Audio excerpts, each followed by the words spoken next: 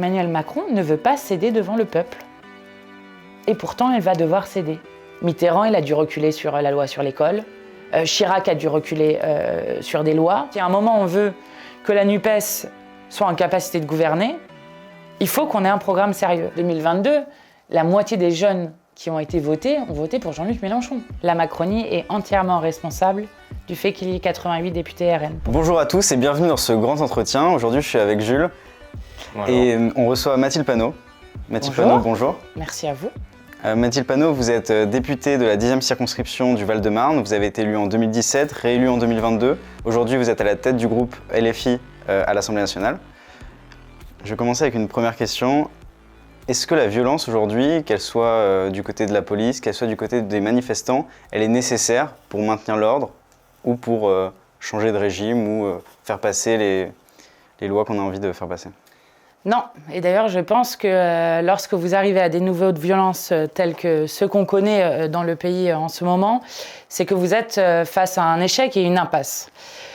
Nous, et je le redis parce qu'il y a souvent une caricature qui est faite autour du projet de la France Insoumise, nous sommes les partisans d'une révolution citoyenne par les urnes. Nous ne sommes pas d'accord avec une stratégie de violence qui probablement ne mènera à rien, mais nous ne sommes pas d'accord non plus, et c'est ce que nous répondons à ce que fait le gouvernement en ce moment. Nous ne sommes pas d'accord pour que la seule réponse à un mouvement social d'une ampleur inédite, d'ores et déjà 2023 est rentré dans la grande histoire sociale de notre pays. Nous ne sommes pas d'accord à ce qu'à une crise politique, on réponde par la seule réponse de la force. La force sur l'Assemblée nationale, c'est le 49-3. Aussi, sur le fondement de l'article 49, alinéa 3 de la Constitution, j'engage la responsabilité de mon gouvernement. La force sur les manifestants, c'est les ordres qui sont donnés à la police qui mettent en danger et les manifestants et les policiers. Les têtes, on l'a déjà en photo, t'as juste à te repointer dans la rue prochaine manif. Et je peux te dire que nous, les têtes, on est vachement figés, on les retient. Mais t'inquiète pas que la prochaine fois qu'on vient, tu monteras pas dans le car pour aller au commissariat. Tu vas monter dans un autre truc qu'on appelle ambulance pour aller à l'hôpital. Et la force sur les grévistes, et donc avec une atteinte très forte sur le droit de grève, qui sont les réquisitions. Voilà quelle est la seule réponse du pouvoir aujourd'hui à une aspiration populaire qui anime quasiment tout un peuple. Quand vous avez des chiffres aussi impressionnants que 93% des actifs ne veulent pas de la retraite à 64 ans, ou 80% des gens ne veulent pas de la retraite à 64 ans, alors c'est quasiment tout un peuple contre un seul homme, et ça pose la question des issues démocratiques pacifiques. Donc pour répondre très clairement à la question, non, je ne crois pas que la violence, quelle que soit la discussion qu'on peut avoir sur une police qui, elle, est armée contre des citoyens qui sont le plus souvent désarmés, je ne crois pas que la violence soit l'issue par laquelle on puisse sortir de l'impasse dans laquelle le président de la République nous a menés. Est-ce que l'impossibilité à envisager la violence comme un moyen d'action, elle vient de la perte de crédibilité qu'engendrerait d'assumer cette possibilité en tant que personnalité politique, parce que des mouvements politiques de gauche, les trotskistes par exemple, appellent de gauche radicale, d'extrême gauche, appellent à une révolution, y compris peut-être avec de la violence. Est-ce que la classe bourgeoise a tellement martelé l'idée que l'ordre devait être maintenu, le dialogue devait être maintenu et la violence condamnée? Est-ce que c'est ça qui empêche de considérer cette idée de violence comme une possibilité politique? Ou est-ce qu'une stratégie de votre part pourrait consister à ne pas y appeler, tout en espérant que la mobilisation se saisisse de cette envie, que l'envie soit suscitée, naisse d'elle-même, sans que les politiques endossent une responsabilité dans l'appel direct? Je le dis, je ne crois pas à la violence, et y compris lorsque vous avez des manifestations qui se passent de manière violente, alors vous avez tout un tas de gens qui ne peuvent pas, eux, participer à tout ça. Et je vais vous dire ce qui me paraît dangereux dans le moment. Ce qui me paraît dangereux, c'est que vous avez des gens qui ont manifesté par millions, jusqu'à 3,5 millions de personnes si vous prenez les chiffres des syndicats. Vous avez des gens qui ont élu des représentants du peuple il y a même pas un an, qui allaient voter contre la réforme des retraites. La Première ministre a dit « le compte n'y était pas » et c'est pour ça qu'on a utilisé le passage en force du 49-3. Vous avez des gens qui font grève. Vous avez des gens qui, par les sondages, expriment un rejet absolument massif contre la retraite à 64 ans. Et que se passe-t-il? Rien. Et si nous échouons dans cette bataille, ce qui va se passer, c'est que derrière, vous pourrez expliquer aux gens, venez manifester pacifiquement, venez exprimer démocratiquement par les urnes que vous ne voulez pas de tel ou tel projet politique. Que vont répondre les gens? Ça ne sert à rien. Et après, vous avez des puissants qui vont pleurer à chaudes larmes sur l'abstention, alors que ce qu'ils sont en train de faire, c'est de boucher petit à petit toutes les issues démocratiques, et donc de faire germer dans la tête de plein de gens que finalement, tout ce processus démocratique, puisque la démocratie c'est le conflit, qui normalement permet de régler de manière démocratique le conflit, de permettre pacifier entre guillemets, eh bien en fait ne sert à rien. Et ça c'est très dangereux pour la démocratie. Et moi vraiment j'en suis inquiète. Donc si je dois répondre sur la question que vous posiez, moi je n'irai jamais cracher sur des gens qui ont fait des feux de poubelle, parce que ce n'est pas ça la violence. Je trouve qu'on fait dans le débat médiatique des amalgames entre des violences sur l'intégrité physique des personnes qui pour moi sont inacceptables et des dégradations où à la fin vous avez des députés Renaissance qui vont faire des tweets horrifiés pour expliquer qu'on ait mis 4 autocollants syndicales sur leur tête, sur leur permanence, c'est une violence. Donc moi je tiendrai là-dessus, je ne suis pas d'accord. Je ne suis pas d'accord avec le fait qu'on amalgame tout et n'importe quoi et que finalement à la fin ce soit les manifestants qui sont violents, alors que la violence de voler 2 ans de vie aux gens, c'est une réelle violence aussi. Donc moi je tiens là-dessus, mais je ne crois pas à la stratégie de la violence pour gagner. Je crois à la stratégie du nombre, et quand vous regardez dans les manifestations que les gens n'osent plus ramener leurs gosses parce qu'ils savent que ça va se terminer mal, eh bien je pense que c'est un mauvais signe, y compris pour nous.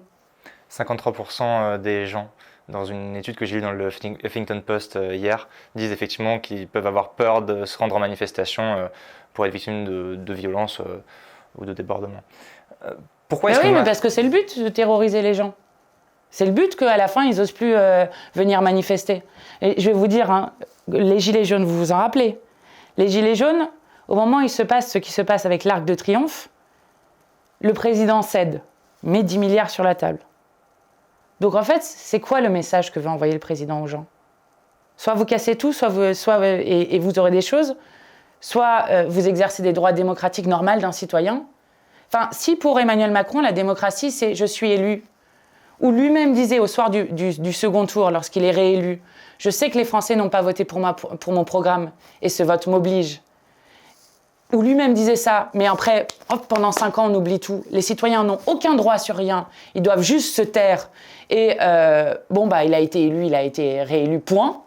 Soit la démocratie, c'est pas ça. Et c'est ça la question qui est posée. Est-ce qu'il existe une démocratie sociale dans ce pays? Est-ce que l'Assemblée a le droit de refuser un texte? En fait, c'est ça la question qui est posée, et c'est une question extrêmement grave. Parce que sinon, effectivement, on va arriver dans une situation où c'est le contraire de la démocratie, ça s'appelle un pur rapport de force. Et le pur rapport de force, ça peut mener au pire aussi. Mais sur la question démocratique, justement, vous l'avez dit, Emmanuel Macron a été élu d'un point de vue démocratique dans les institutions qui existent. Vous vous inscrivez en tant que député dans ces institutions démocratiques. Comment, dans ce cas-là, on peut considérer que ce n'est pas la démocratie, ou alors c'est le système tel qu'il est aujourd'hui qui n'est pas démocratique, qui est antidémocratique, ou c'est l'exercice de ces outils démocratiques qui les rendent antidémocratiques? Alors il y a plusieurs choses. Même dans le cadre de la Ve République que nous on conteste, donc nous on est partisans d'une 6e République, qui n'est pas juste pour changer de numéro, mais qui permet aux citoyens de garder le pouvoir tout le temps et partout. Et je commencerai par ça. Si, comme nous on le souhaite, il y avait eu une constituante, donc avec le peuple qui réécrit sa constitution, donc c'est-à-dire les règles du jeu démocratique, avec ce que nous on propose, un référendum révocatoire qui fait que alors il faut décider, par exemple 10%, 5% des électeurs font une pétition pour demander à ce qu'on revote sur le mandat de quelqu'un, qui peut aller de moi, député, quelqu'un qui est maire, jusqu'au président de la République, et donc on refait une élection, et donc soit la personne reste, soit la personne s'en va, ça serait une voie de sortie par le haut, par exemple, pour le moment qu'on vit. Si par exemple les gens essayaient de révoquer le président de la République, révoquer des députés, ça c'est une possibilité de sortir par le haut. De même que si on avait le référendum d'initiative citoyenne que demandaient notamment les Gilets jaunes, qui nous est dans notre programme aussi, qui permet à la fois de proposer des lois, mais aussi de les abroger, là aussi on aurait une possibilité de sortir par le haut. Donc il y a à la fois évidemment tout ce qu'on reproche à la Ve République, donc d'avoir une sorte...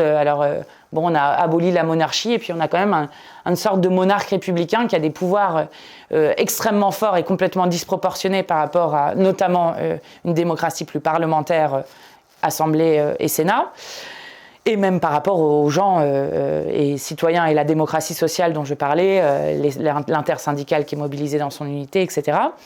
Donc vous avez à la fois ça sur la Ve République, vous avez quelque chose qui est inédit dans la Ve République quand même, qui est que pour la première fois, vous avez un président de la République qui non seulement ignore l'Assemblée nationale, l'intersyndicale, les manifestations, les grèves, et donc qui pense tenir tout seul contre tout un peuple, ce qui est le problème de la Ve République, mais en plus qui a utilisé l'ensemble des outils antidémocratiques de la Ve République.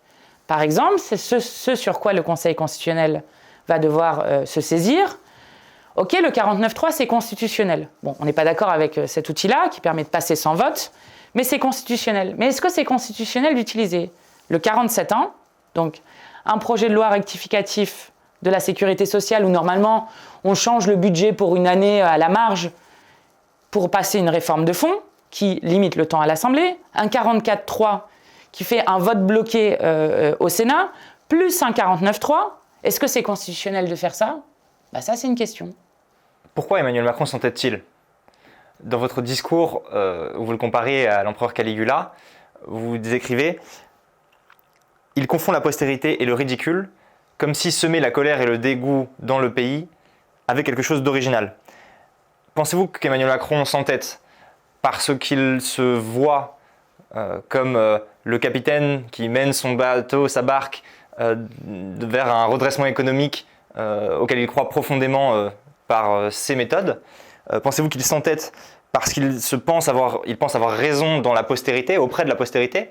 Pensez-vous qu'il s'entête parce qu'il a les mains liées face à des marchés financiers auxquels il faudrait envoyer des signes positifs dans un pays qui a une dette de 3 000 milliards d'euros? Pourquoi s'entête-t-il? C'est la question. Pourquoi est-ce qu'il s'entête ? Dans un dîner en septembre, il aurait dit, d'après la presse, ce qui se joue dans cette affaire des retraites, c'est l'autorité de votre serviteur. Vous avez un président de la République qui, pour des raisons d'ego, de caprice, aussi, alors vous avez raison sur les marchés financiers, on peut avoir des références à ce qui a été dit par la Commission européenne maintes fois, qu'il fallait réformer les systèmes de retraite. Qui a précisé d'ailleurs sur son site internet qu'elle n'imposait pas la réforme des retraites, qu'elle l'encourageait mais ne l'imposait pas. Oui, mais ils ont fait un démenti en octobre à ce sujet. En tout cas, vous savez que maintenant nos budgets, en tout cas nos projections budgétaires doivent être validées. Donc, vous avez raison sur tout ça, mais il y a quelque chose qui va au-delà de ça. Il y a quelque chose qui va sur le fait de ne pas vouloir céder et de ne pas vouloir reculer. C'est pour ça que je parle d'ego ou de caprice de sa part. Parce que vous avez plein de présidents qui ont dû reculer sur des choses. Mitterrand, il a dû reculer sur la loi sur l'école. Chirac a dû reculer sur des lois. Vous avez, et c'est intéressant d'ailleurs dans le moment qui se passe, c'est que moi je dis souvent Macron nous fait honte à l'international parce que les images de répression, elles sont en train de tourner dans le monde entier. Avec l'ONU qui condamne l'usage disproportionné de la force, Amnesty International, le Conseil de l'Europe, jusqu'à la Maison-Blanche, ou même, ils n'ont pas de leçons à nous donner, mais c'est quand même pour vous dire, ou même en Iran, ils ont pris la parole pour dire qu'ils condamnaient la manière dont la France... Mais enfin, c'est Emmanuel Macron qui permet ça, hein. Enfin, il faut quand même... Après, c'est un jeu politique aussi. Et puis, en même temps, avec un truc qui est magnifique, qui est que le monde regarde la France. Quand vous avez les Italiens qui disent on regarde le peuple français qui se bat et on espère qu'il va gagner, c'est aussi parce que eux, ça leur permet de regagner des droits. Et les Belges, par exemple, quand on s'est battu contre la réforme de retraite à points, sur laquelle on a gagné en 2019-2020, les Belges nous ont beaucoup aidés parce qu'on leur avait fait exactement la même réforme quelques années avant et qu'ils avaient réussi à la faire échouer. Et ça nous a aidés dans le combat. Et là, les Belges reviennent nous voir en nous disant « Si vous gagnez, cette victoire, ça sera aussi la nôtre, parce qu'elle nous aidera par derrière. » De même qu'au Royaume-Uni, où il y a des manifestations les plus grandes depuis 1979 pour augmentation des salaires là-bas, face à la vie chère, et où ils disent, là aussi, nous on regarde avec une source d'inspiration extrêmement forte ce que fait le peuple de France. Donc je le dis parce que il est en train de se jouer quelque chose qui vient de plein de choses, mais qui est la première chose, c'est que Emmanuel Macron ne veut pas céder devant le peuple. Et pourtant, elle va devoir céder. Parce que je ne sais pas si vous avez remarqué quelque chose, mais Emmanuel Macron a annulé la visite du roi Charles III. Ce devait être la première visite du roi Charles III à l'étranger. Sa venue en France est donc reportée. Emmanuel Macron a annulé sa venue au stade où, à 49 minutes et 3 secondes, tous les gens ont sifflé Emmanuel Macron en criant Emmanuel Macron démission. Démission Macron. Il a annulé sa visite à Toulon sur le service national universel. Et d'ailleurs, ils ont en fait renoncé à le rendre obligatoire, notamment parce que la jeunesse se mobilise de manière très forte. Puis ensuite, il est allé présenter son plan eau. Il a dû y aller en hélicoptère pour pouvoir y aller. Et maintenir les gens à grande distance, on les entendait quand même siffler. 200 manifestants. Mais est-ce que ça veut pour autant dire que la République doit s'arrêter et qu'on doit dire on doit attendre de revenir sur les sujets de sécheresse dans un mois? La réponse est non. Elisabeth Borne, lorsqu'elle se déplace, est elle aussi sifflée par des gens qui lui crient démission à tout va. Et à tous les parlementaires, il leur conseille de ne pas aller faire des marchés, si c'est possible de ne même pas aller faire leurs courses dans les supermarchés, parce que même lorsqu'ils font leurs courses en privé, on les interpelle pour leur dire que, quasi tout le monde est contre cette réforme. On les interpelle pour leur dire « mais pourquoi vous êtes en train de faire ça ?» Donc, en fait, vous avez un président qui veut avoir raison contre tout le monde. Donc, vous avez une question d'ego de sa part, l'autorité de son serviteur qui se joue. Vous avez évidemment, je parlais de la Commission européenne, des marchés financiers. C'était d'ailleurs marqué dans le projet de loi Finances. Il faut faire la réforme des retraites pour qu'on reste sous le déficit qui est autorisé par l'Union européenne et par les règles qui ont été données dans l'Union européenne, règles que nous contestons sur ces règles budgétaires. Donc c'est tout ça qui est en train de se jouer. Mais à un moment, ils ne vont pas rester confinés pendant des mois et des mois. Et donc, à un moment, ils vont juste devoir céder. Vous êtes à l'origine, les filles de la création de la NUPES, de rassembler les partis de gauche. Je voulais savoir où est-ce que vous vous positionnez, vous, aujourd'hui, à la LFI. On a tendance à considérer que c'est l'extrême gauche. Est-ce qu'aujourd'hui, vous vous considérez comme la nouvelle gauche, celle qui remplace le PS, ou est-ce que vous vous considérez encore à l'extrême gauche? Alors, on ne s'est jamais considéré comme l'extrême gauche, et puis on dit souvent aux ministres qui pensent qu'ils nous insultent en nous appelant comme ça, qu'il y a une extrême gauche dans ce pays et qu'il faut la respecter. Il y a des partis qui se réclament d'extrême gauche. C'est pas notre cas. Nous, on a fait une analyse de la présidentielle et c'est ça qui a mené à la NUPES. Au départ, c'est une analyse stratégique de la situation. Dans l'élection présidentielle, vous avez 3 blocs qui ont commencé à se dessiner. Vous avez le bloc d'extrême libéralisme, le bloc d'Emmanuel Macron, qui est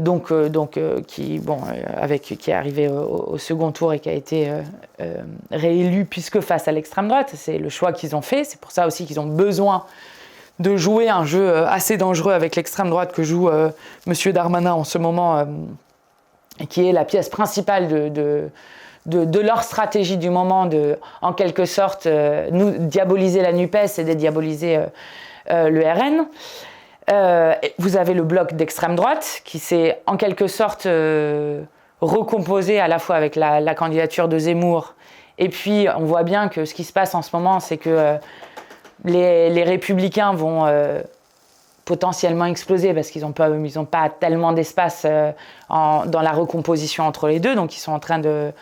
Marine Le Pen essaye de faire ce que nous, on a fait avec notre bloc à nous, c'est-à-dire de prendre la main sur une partie des LR et de les diviser comme ça et de créer son bloc qui serait un bloc où finalement l'extrême droite est surbanalisée, complètement normale, aucun souci. Et puis, nous, il y avait Jean-Luc Mélenchon avec ses 8 millions de voix, et puis les autres candidatures de gauche ou écologistes qui, eux, étaient en dessous des 5%, à 5 ou en dessous des 5%. Donc nous, on a fait le choix, mais qui est une analyse stratégique de la situation, de dire on a besoin d'unifier le bloc populaire. Mais ce n'est pas unifier le bloc populaire en reniant ce qu'on a dit pendant des années.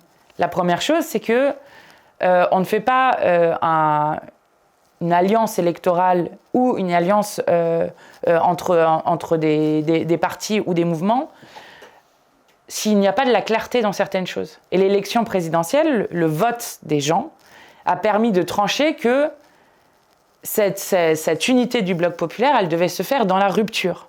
Et ça, pour nous, c'est vraiment très important. C'est pas on s'unit en disant bon bah les désaccords, on les cache sous le tapis et puis vous avez à boire et à manger dedans. Non, c'est d'abord une alliance électorale qu'on a faite avec un programme de gouvernement qui compte 450 mesures. Je le dis parce que dans les débats au départ qu'on a eu avec les différentes forces politiques, il y avait une petite tentation de dire bon ben on va faire 15 points communs et puis ça sera ça. On a dit non, en fait ça c'est pas sérieux. Si à un moment on veut que la NUPES soit en capacité de gouverner, il faut qu'on ait un programme sérieux. Et votre question du coup en racontant ça, j'ai oublié, excusez-moi, c'était où est-ce que vous positionnez est-ce que nous, la France Insoumise dans la NUPES. Exactement. Est-ce que la LFI va devenir la NUPES? Est-ce que, justement, je vous posais la question par rapport à la gauche, comment vous positionnez par rapport à la gauche? Parce que c'est intéressant, vous avez dit le bloc d'extrême libéralisme, extrême droite, mais vous êtes le bloc populaire et vous n'êtes pas l'extrême gauche, donc c'est pour ça que je faisais cette question aussi. Ouais, nos intérêts ne sont pas distants du peuple et justement, à partir du moment où on estime qu'il y a un intérêt général humain, c'est aussi vers ça qu'on essaye de tendre. Mais sur la question de la gauche, le mot gauche n'a pas été utilisé pendant des années et moi-même, je vous avoue que je suis d'une génération qui ait du mal à l'utiliser, tout simplement parce qu'on a tous vécu François Hollande. Et que pour François Hollande, pour plein de gens, François Hollande, que ça soit la déchéance de nationalité, la loi El Khomri ou je ne sais quoi, c'est en fait le fait de dire bon qu'on vote à droite, à gauche, de toute façon ça change rien.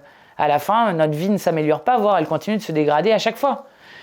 Donc nous, dans le programme commun de gouvernement de la NUPES, il y a aussi, et d'ailleurs le Parti socialiste l'a dit très clairement par différentes voix, il y a aussi une rupture avec ce bilan-là. Et donc, le bloc populaire, c'est aussi l'idée que nous, on porte depuis 2017, qui est de dire on ne range pas les gens dans des étiquettes. On parle à l'intelligence des gens. On essaye de convaincre les gens. On porte des arguments. Normalement, c'est ça une campagne électorale. Et c'était intéressant parce qu'à partir du moment où on a dit fédérer le peuple en 2017, moi, j'ai vu à Ivry-sur-Seine, j'ai vu des militants arriver nous expliquant moi, j'ai cru toute ma vie que j'étais de droite parce que je suis socialisée dans une famille de droite. Donc, pour moi, je votais à droite, voilà. Et puis, j'ai commencé à écouter Jean-Luc Mélenchon et en fait, je suis d'accord avec ses idées. Bon, à l'inverse, il y a aussi des personnes qui ont quitté Jean-Luc Mélenchon ou les obédiences de LFI et qui sont passées à droite ou à l'extrême droite. C'est assez rare, mais ça a été bien... Non, moi, on en a des exemples des personnes qu'on connaît qui sont... et qui le revendiquent d'ailleurs, des personnalités d'extrême droite sur les réseaux sociaux, etc., qui disent à une époque je votais la France Insoumise ou Jean-Luc Mélenchon et aujourd'hui je me suis rendu compte qu'il y avait telle ou telle chose qui, moi, me paraissait illusoire ou complètement ahurie. Alors beaucoup sur les questions d'immigration, etc., qui sont des traits de l'extrême droite, mais il y a aussi cette dynamique inverse, peut-être plus modeste, mais ça existe. En tout cas, la dynamique de 2017 et 2022, c'est d'avoir à la fois tiré plein de gens de l'abstention avec des gens, et notamment des jeunes qui s'intéressent à la politique. 2022, la moitié des jeunes qui ont été votés ont voté pour Jean-Luc Mélenchon. Le président du Mexique, il disait « la France a un bel avenir devant soi ». Ça dit quand même quelque chose de dynamique. Et puis oui, après, on assume une clarté sur le programme, ce que je disais. C'est important d'avoir une clarté sur le programme qu'on défend. Parce que sinon, effectivement, on se retrouve avec des choses, on se colle des étiquettes. Alors nous, on parle au peuple de gauche, nous, on parle à tout le peuple. Voilà. Et pour nous, c'est important, en fait, parce qu'on pense qu'il y a, sur des grandes questions, que ce soit, je parlais des questions écologiques tout à l'heure, sur les questions sociales, il y a des choses où on crée des transversales qui sont intéressantes. Et alors, j'ai pas regardé sur 2022, mais en 2017, ce qui était intéressant dans le vote Jean-Luc Mélenchon, c'était que c'était le vote le plus transversal sur les questions de classe sociale, entre des cadres et des ouvriers, pour le faire de manière très schématique. Et je trouve que c'est intéressant, en fait, d'avoir cette transversalité, parce que c'est ce qu'on recherche aussi dans ce que nous, on crée. Et puis, ça fait quand même 9 mois qu'on nous explique toutes les semaines que la NUPES va s'effondrer, que la NUPES ne tiendra jamais, que l'alliance de la carpe et du lapin et je ne sais quoi. Moi, j'observe que la NUPES, elle se renforce plutôt.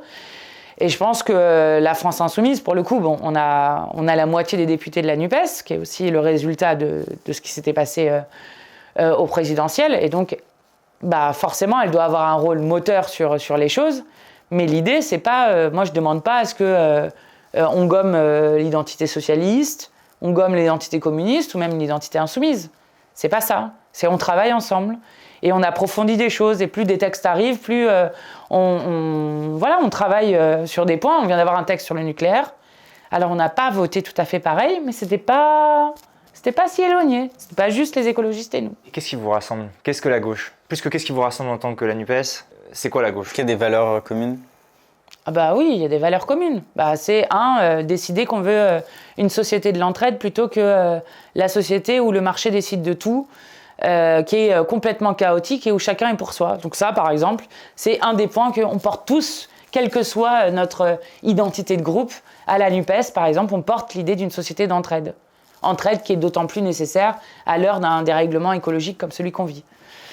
C'est la question du pouvoir. Enfin, je disais, vous connaissez ça, hein, mais comment est-ce que la droite et la gauche se sont départagées?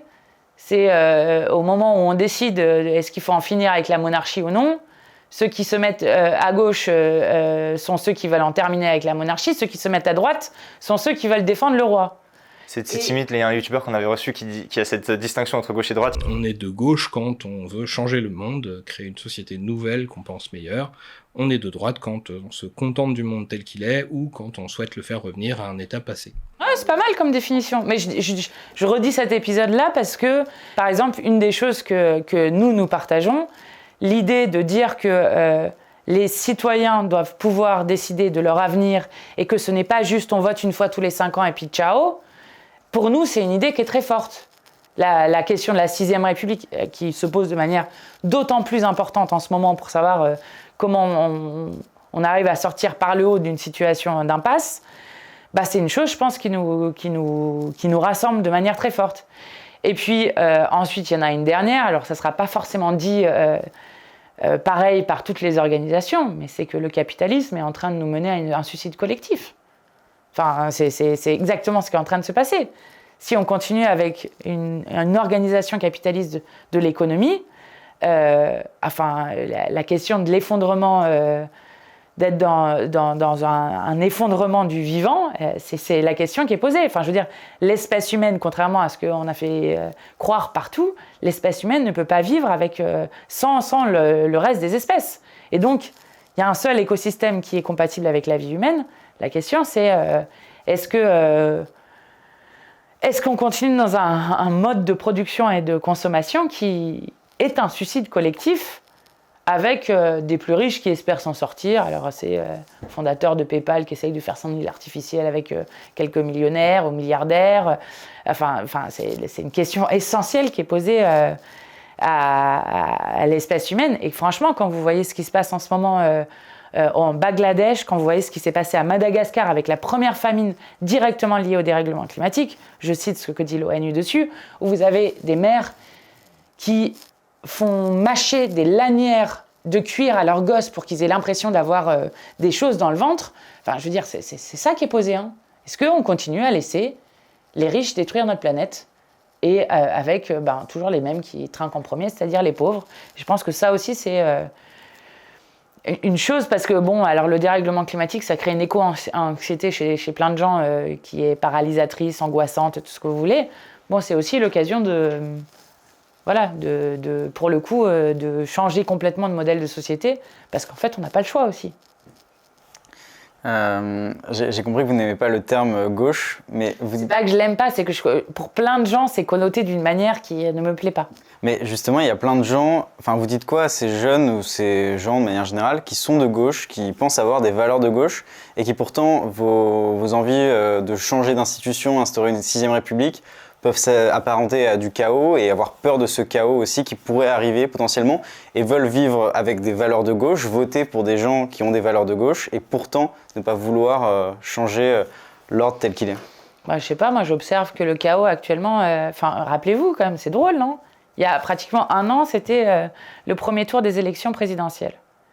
Rappelez-vous des campagnes qui étaient menées. Si Jean-Luc Mélenchon était élu, alors les prix allaient grimper, le chômage allait exploser, les entreprises allaient arrêter de produire, on se retrouverait dans un chaos indescriptible. Mais excusez-moi, mais ça c'est le monde de Macron, hein.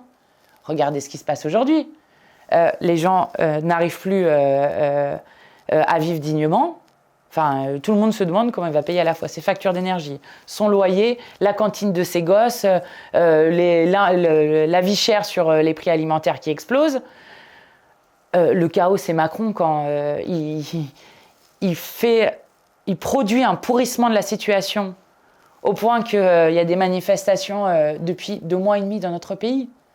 Enfin, donc moi, je veux bien qu'on m'explique que des gens ne veulent pas d'un chaos qui est en fait juste l'organisation de comment est-ce qu'on organise notre vie commune. C'est ça, en fait. La Constitution, qui est par ailleurs alors la Constitution de la Ve République, qui a été produite dans des conditions particulières et qui, pour moi, est complètement datée sur plein de choses, c'est comment on se donne des règles communes. Alors, je ne dis pas que ce que nous, on propose à chaque fois, ça sera... Nous, on propose, c'est simple, la Constituante, parce qu'il faut quand même dédramatiser des choses. Déjà, ça s'est passé dans plein de pays. Et alors, la Constituante, vous allez à votre bureau de vote, comme pour des élections autres, hein. Alors, vous avez la France Insoumise, alors c'est nous. Alors, pas moi, parce que je suis parlementaire, il n'y aura pas de parlementaire dans la Constituante pour pas que ça soit des gens qui écrivent des règles pour leur propre intérêt. Bon. Alors, la France Insoumise, c'est nous. Nous, on dira, nous, on veut le référendum révocatoire, le référendum d'initiative citoyenne, on veut que le droit à l'eau soit inscrit dans la Constitution, que l'IVG soit inscrit dans la Constitution, etc., etc. Bon, on fait un programme, quoi.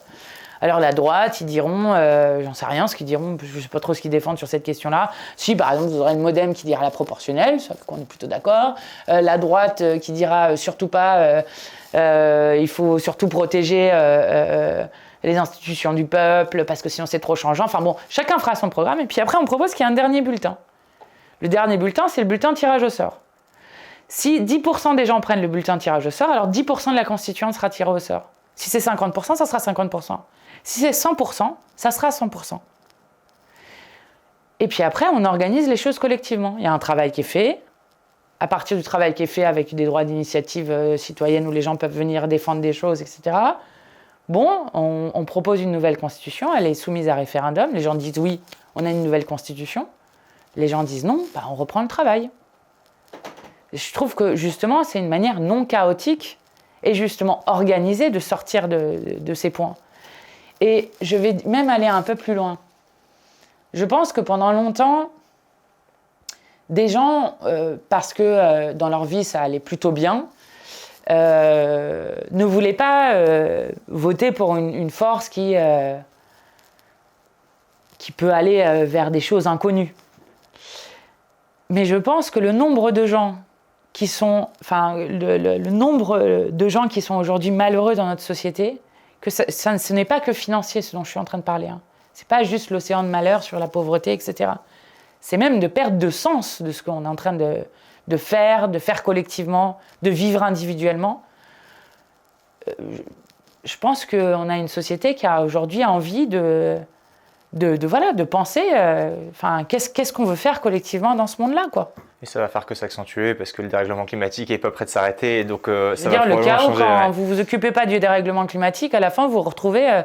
avant la tempête de 99, les pompiers étaient intervenus quasiment immédiatement, on avait rétabli les lignes électriques.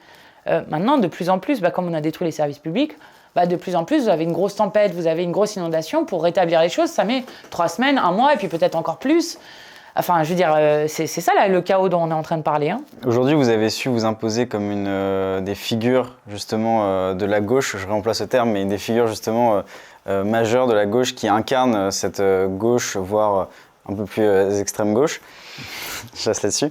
Mais justement... Ne faites pas comme Darmanin. Non, non, c'est pas du tout. Pas du tout. Vous traitez de non, parce que je sais que pour certains, autres que Darmanin, la LFI, ça peut rester aussi l'extrême gauche. C'est pour ça que je dis gauche et extrême gauche. Mais quelle est votre ambition, vous, justement, personnelle, avec cette stature que vous avez aujourd'hui? Est-ce que vous avez des ambitions présidentielles pour la prochaine élection, ou pour l'instant vous n'y pensez pas du tout Je pense que déjà on n'est pas du tout dans ça. Honnêtement, quand j'entends quelqu'un comme Marine Le Pen expliquer aux gens, alors elle ne va pas en manif, elle ne se bat pas dans l'hémicycle, et puis expliquer aux gens, On verra ça en 2027, c'est-à-dire dans 4 ans, alors que l'élection présidentielle précédente date d'il y a même pas un an. Moi, pour l'instant, ce n'est pas du tout mon sujet. La question, c'est 2023, est-ce que le peuple français arrive à faire échouer la réforme des retraites et réouvrir un horizon sur des choses qui sont plus heureuses, avec des choses qui peuvent se passer, hein. Je veux dire, une dissolution, c'est possible dans notre pays. Enfin, je veux dire... Là, on est entré dans des... Alors, l'ère écologique nous fait rentrer dans des aires d'incertitude, mais on est arrivé là dans un... Enfin, on est à moins d'1 an d'une élection présidentielle et on est déjà dans une crise démocratique et politique immense dans le pays. Donc ça, première chose. Deuxième chose, moi, je n'ai pas d'ambition personnelle pour moi-même. Je veux dire, moi, j'ai commencé en faisant du travail à Grigny, dans un quartier populaire qui est un des quartiers populaires les plus pauvres de France, à faire du porte-à-porte avec des habitants du quartier sur comment on accède aux droits sociaux, comment on accède aux droits de santé, comment on se débarrasse des punaises de lit, ce qui m'a valu en politique moult moqueries avant que des gens viennent me voir en me disant en fait moi aussi j'ai des punaises de lit, je me rends compte que ça pourrit la vie de millions de gens et qu'en fait c'est grave, oui. Et je considère que ça aussi c'est des rôles politiques en fait. Donc moi, ma seule conviction sur moi-même, c'est que je lutterai toute ma vie, quelles que soient les manières que ça prend, parce que je pense que c'est bien... Enfin voilà, moi j'étais dans l'associatif avant, là je fais de la politique parce que j'ai envie que ça change pour tout le monde. Mais voilà, ça c'est la conviction que j'ai sur moi-même. Et par contre, là où... Ça c'est un de mes objectifs très forts comme présidente d'un groupe parlementaire, c'est que j'ai une fierté énorme à avoir... dans mon groupe parlementaire précédent, mais dans celui-ci encore plus, puisqu'on a multiplié par 5 le nombre de députés, d'avoir démontré dans les faits que tout le monde pouvait faire de la politique. Et moi, ça, c'est vraiment un combat qui me tient très à cœur. Dans mon département, dans le Val-de-Marne, est élue Rachel Keke, s'il vous plaît. Enfin, genre, rendez-vous compte, première femme de ménage jamais élue à l'Assemblée nationale, que certains considèrent, parce que vous comprenez, une femme noire, femme de ménage qui est élue, donc que certains considèrent vraiment de manière très méprisante, cette femme a fait 22 mois de grève. Et elle a gagné contre l'hôtel Ibis-Batignolles. Cette femme est une guerrière absolument incroyable qui a une force d'identification pour les gens et qui du coup font que des gens qui ne s'intéressaient pas du tout à la politique, qui ne croyaient plus à la politique, regardent ce que dit Rachel Keke et rentrent dans le combat aussi. De même, Mathilde Ligné, première ouvrière agricole jamais élue à l'Assemblée. Caroline Fiat, première aide-soignante jamais élue, qui est aujourd'hui vice-présidente de l'Assemblée nationale. Et je pourrais continuer sur plein de gens. Louis Boyard, quelqu'un qui, à 22 ans, à 21 ans, devient député, mais qui fait des choses extraordinaires. Louis Boyard, il a déjà fait il est élu depuis 9 mois, il a fait une tournée des universités, il a dénoncé le modèle Bolloré, Ici, il est venu au crayon débat sur... voilà. Mais moi, voilà, ça, je suis très fière de montrer dans les faits qu'on peut toutes et tous faire de la politique parce que il est question de notre vie, en fait, et que surtout, on peut même le faire beaucoup mieux que celles et ceux qui s'y croient prédestinés. Comment expliquer le succès de Marine Le Pen ? Est-ce que les gens qui s'intéressent à elle ne connaissent pas leurs intérêts de classe ?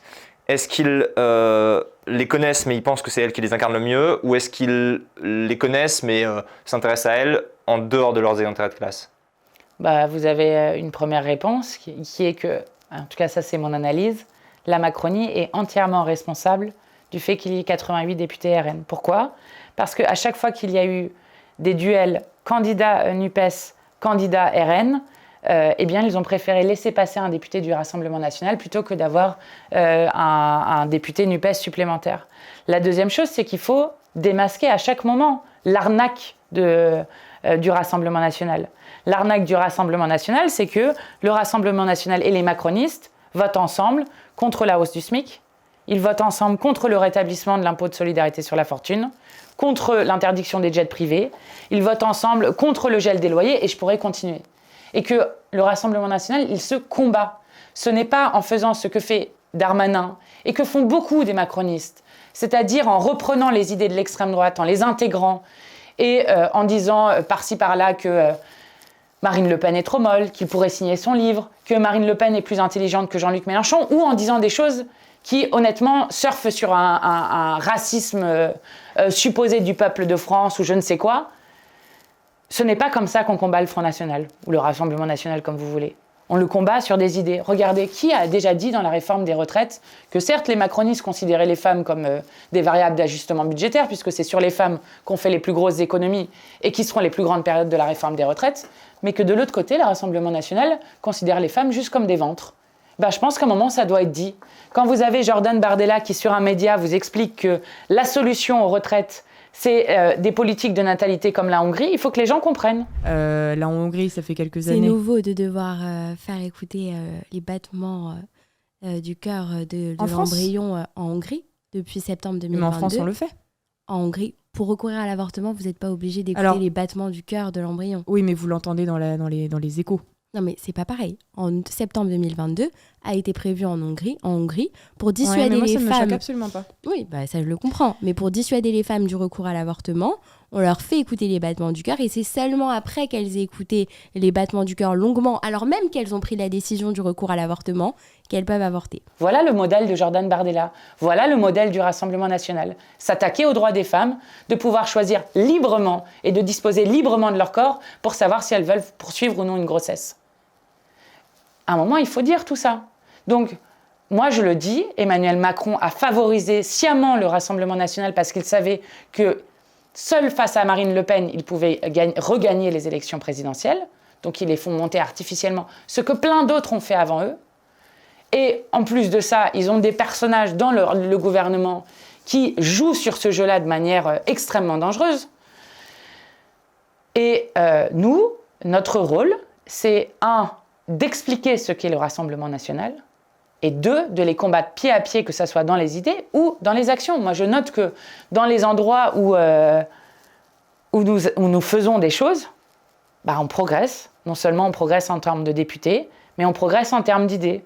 Moi, quand j'avais monté les caravanes d'égalité des droits, à la fois sur le côté les droits sociaux, donc information sur les droits sociaux, parce que plein de gens n'ont pas accès à leurs droits, contrairement au discours qui est dit sur les assistés, enfin à cause du discours des assistés notamment, et sur le fait de s'inscrire sur les listes électorales, sur la question justement de l'abstention, les quartiers populaires où on a été plein de fois, le Rassemblement national régresse. Merci beaucoup. Donc il faut se battre. Merci Mathilde Panot. Merci. On espère que cette interview vous aura intéressé. Si c'est le cas, n'hésitez pas à nous le faire savoir en commentaire, à nous dire ce que ça vous aura inspiré, à la partager à vos proches et à vous abonner à la chaîne parce que c'est d'un soutien précieux. Merci et on se retrouve très vite pour une prochaine vidéo. Salut.